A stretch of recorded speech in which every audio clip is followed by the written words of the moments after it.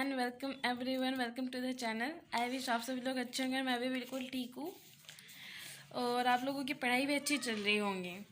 इसके पहले के सारे क्वेश्चन आंसर की वीडियोस में डाल चुकी हूँ और आज हम क्वेश्चन 9 पर डिस्कशन करेंगे, जो कह रहा है भारतीय संविधान में मौलिक कर्तव्य को समझाइए, क्या इन्हें लागू करवाया जाता है,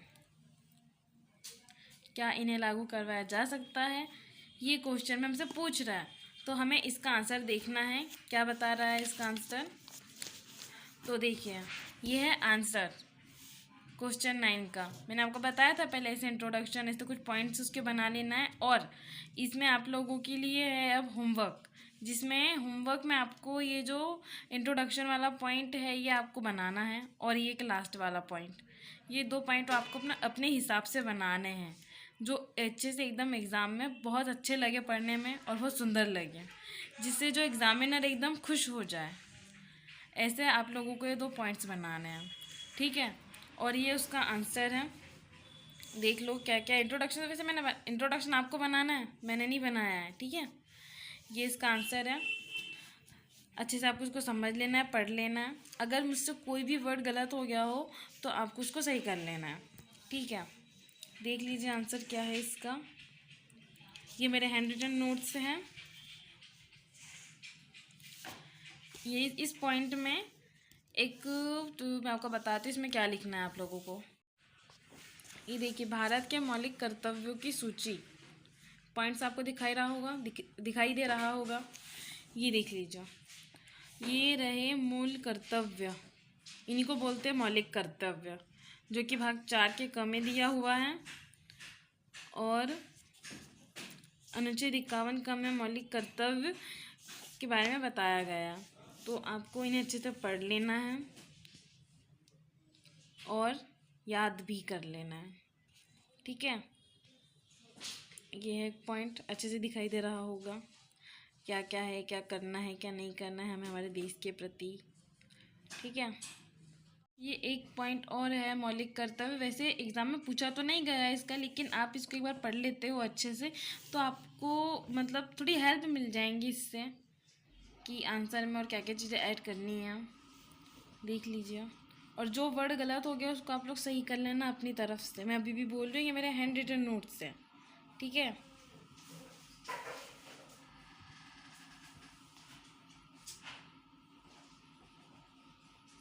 मौलिक कर्तव्य को क्यों क्यों इन्हें लागू कराया जा सकता है, तो ये है कि उसको लागू कराना चाहिए।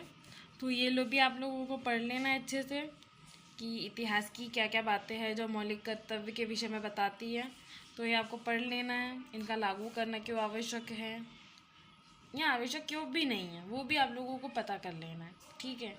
ये देख लीजिए, ये इसका आंसर है। आप लोगों को पढ़ लेना है, याद कर लेना है और नोट भी कर लेना है। मैंने आपको आंसर बता दिया, अब तैयारी आप जानते हो आपको कैसे करनी है, ठीक है। ये देख लीजिए आंसर, ये मेरा हैंड रिटन नोट्स है, जहाँ पर भी गलती हो रही हो आप इसे सही कर लेना, ठीक है स्टूडेंट्स। तो स्टूडेंट्स ये भी देख लीजिए, थोड़ा सा आपको शायद और भी पॉइंट्स मिल जाए इसको पढ़ने से, आपके एकदम और अच्छे से आपका आंसर और भी अच्छे से तैयार हो जाए। तो आपको इसको भी अच्छे से पढ़ लेना है, जो भी बताया गया है इसमें नोट कर लेना है अच्छे से। अपनी राइटिंग स्पीड बढ़ाना है, तो आप इसे देख देख कर लिख कर अपनी राइटिंग स्पीड भी बढ़ा सकते हो।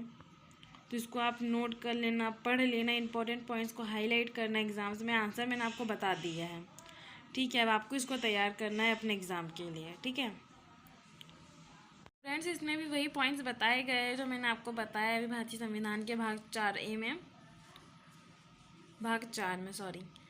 तो नहीं, देख लीजिए ये हमारे सब मौलिक कर्तव्य हैं, तो आप इनको पढ़ लेना जो मैंने अभी आपको बताए थे। और ये कुछ और चीज़ें हैं इसमें जो आप पढ़ के लिख के डाल सकते हो, जैसे यहाँ पर लिखा हुआ है नागरिकों के कर्तव्य।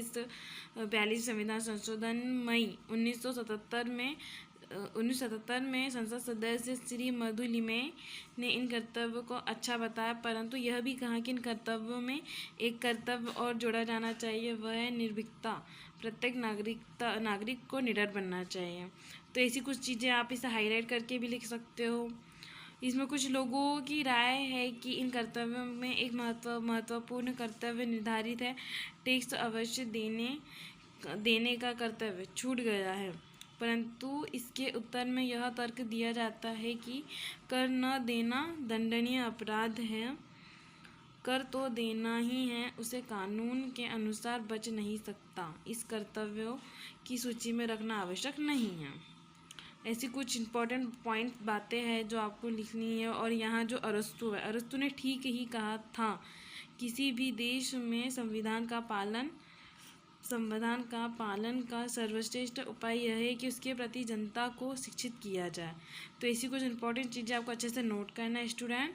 इससे आपका आंसर बहुत अच्छा यूनिक दिखाई देगा और एग्जामिनर इससे खुश हो जाएगा और आपको बहुत अच्छे नंबर देगा एग्ज़ाम में।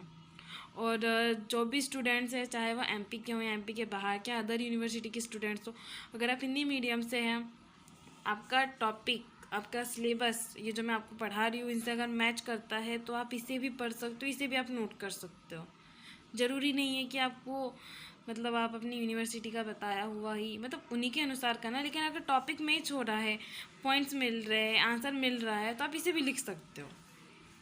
तो आप ऐसा कर सकते हो। ठीक है स्टूडेंट्स, चाहे आप किसी भी यूनिवर्सिटी के स्टूडेंट क्यों ना हो, हिंदी मीडियम में टॉपिक मिल रहा है तो बिल्कुल कर लीजिए। ठीक है, तो ये था हमारा आज का टॉपिक। मिलते हैं हम नेक्स्ट वीडियो में, तब तक के लिए बाय बाय और ऑल द बेस्ट। एग्ज़ाम्स की तैयारी करते रहिए अच्छे से।